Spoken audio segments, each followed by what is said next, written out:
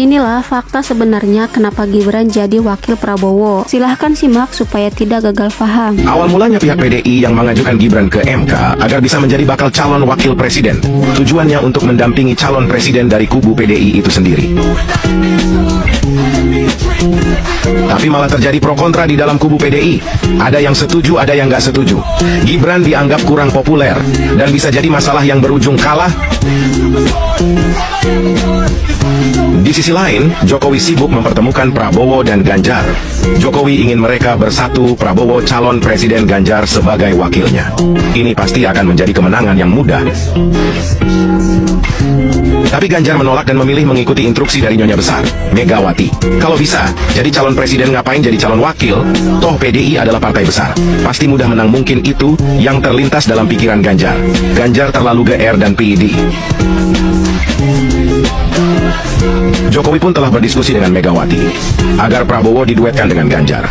Jelas Megawati menolak mentah-mentah. Lia masa partai yang 10 tahun menjadi presiden tiba-tiba harus jadi wakil. Yo nggak maulah.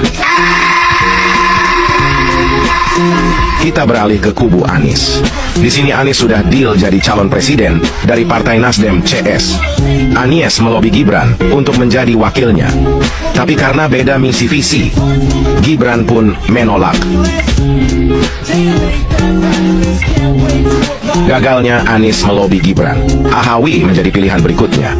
Ahawi dan Demokrat menerima pinangan Anies CS. Tapi sayang di tengah jalan Demokrat justru dikhianati dan ditinggalkan. Surya Paloh lebih memilih Cak Imin dari PKB dengan alasan bisa mengambil suara dari NU.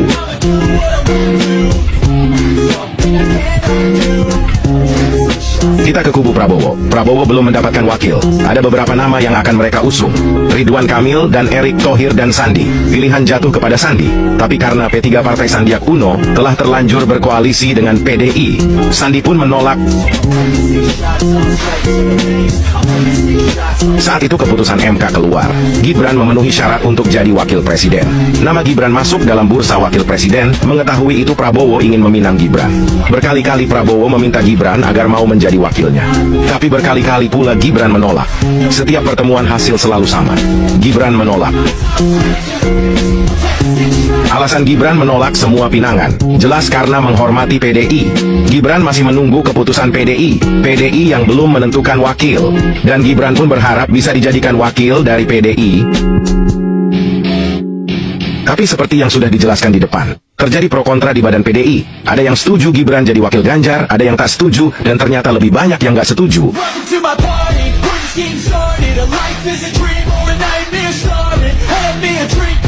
Sirna sudah harapan Gibran menjadi wakil Ganjar. PDI memilih Mahfud MD menjadi wakilnya. Mahfud MD dianggap lebih senior, lebih berpengalaman, dan lebih populer. Pasti lebih mudah mendulang suara masyarakat. Kira-kira begitulah pikiran dari kubu PDI. Jokowi yang mengetahui PDI memilih Mahfud MD menjadi wakil. Jokowi yang merasa ditinggalkan. Jokowi yang merasa pendapatnya tak didengarkan.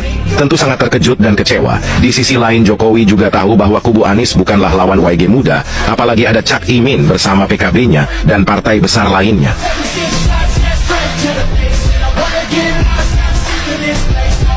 PDI dengan kesombongannya sangat yakin akan memenangkan pertarungan. Kepopuleran Ganjar dan Mahfud MD dianggap sudah lebih dari cukup untuk menghancurkan lawan. Jokowi yang terlanjur kecewa dengan PDIP. Jokowi yang tahu bahwa kubu Anies pasti akan memainkan isu agama seperti yang dilakukan ke Ahok. Jokowi yang yakin PDI belum tentu menang. Jokowi yang tahu programnya bisa saja terhenti bila Anies menang karena pro luar negeri. Di sini Jokowi mulai memainkan catur politiknya.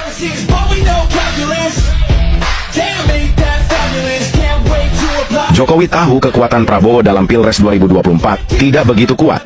Masih kalah oleh PDI, masih kalah dengan Anies CS. Tidak ada cara lain untuk memecah suara Anies agar ke Prabowo. Untuk memecah suara PDL agar ke Gibran, Jokowi, masuklah Gibran menjadi wakil Prabowo. Gibran masuk dan diusung oleh Golkar. Gibran fix keluar dari PDI. Masuknya Gibran ke kubu Prabowo disambut riang gembira dan semangat. Di sisi lain kubu PDI pecah. Suara PDI terbelah sesuai prediksi Jokowi. Suara Anies pun terpecah karena masih banyak yang setia dan kembali ke Prabowo. Satu langkah catur Jokowi sudah dijalankan, belum terlihat membahayakan oleh pihak musuh. Apalah hebatnya seorang Gibran? Mereka meremehkannya hingga keluar kata dua belimbing sayur Gibran, anak inggusan. Tentu beda level. Mereka jauh lebih tinggi. Ibarat mereka bintang, Gibran hanyalah debu.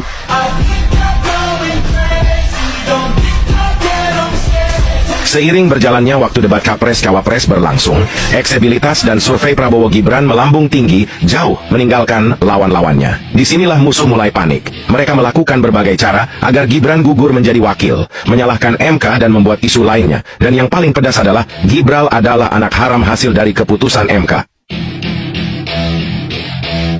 Isu-isu liar semakin dimainkan. Jokowi pengkhianat PDI, Jokowi pengkhianat konstitusi, Jokowi sang dinasti politik. Isu SARA disebar di mana-mana. Lalu apakah itu menurunkan elektabilitas Jokowi? Menurunkan antusias masyarakat untuk memilih Prabowo Gibran? Tentu tidak. Kredibilitas Prabowo Gibran semakin kuat. Masyarakat sudah muak jenuh dengan isu-isu seperti ini. Ganjar sudah berani menilai kerja Jokowi dengan skor 5. Mahfud MD ikut duan menyentil Gibran sebagai anak tak bermoral beretika. Mahfud yang sekarang bukanlah Mahfud yang dulu yang masih berkarisma. Tentang HAM Prabowo pun diangkat lagi, meski tak pernah terbukti Prabowo salah. Tapi mereka telah buta. Isu apapun akan diangkat selagi itu bisa menjatuhkan Prabowo Gibran. Ganjar dengan PD-nya mengatakan dia lebih baik dari Jokowi. Ganjar yang terlalu pede berani menyenggol Jokowi. Yang jelas dua, Jokowi jauh lebih besar daripada dirinya. Mungkin juga Jokowi jauh lebih besar daripada PDI yang mengusungnya. Andai kemarin Gibran menerima Anies, atau PDI menjadikan Gibran wakil, tentu keputusan MK tidak pernah disalahkan. Ibarat kata pepatah, nasi kemarin telah menjadi nasi goreng. Sudah terlambat. Kompetisi tetap harus berjalan. PDI yang lupa diri, merasa sudah sangat besar, merasa pasti menang dengan kesombongannya.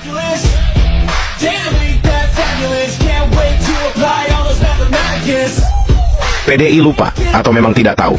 Banyak masyarakat memilih Jokowi, bukan karena PDI, tapi karena sosok Jokowi itu sendiri.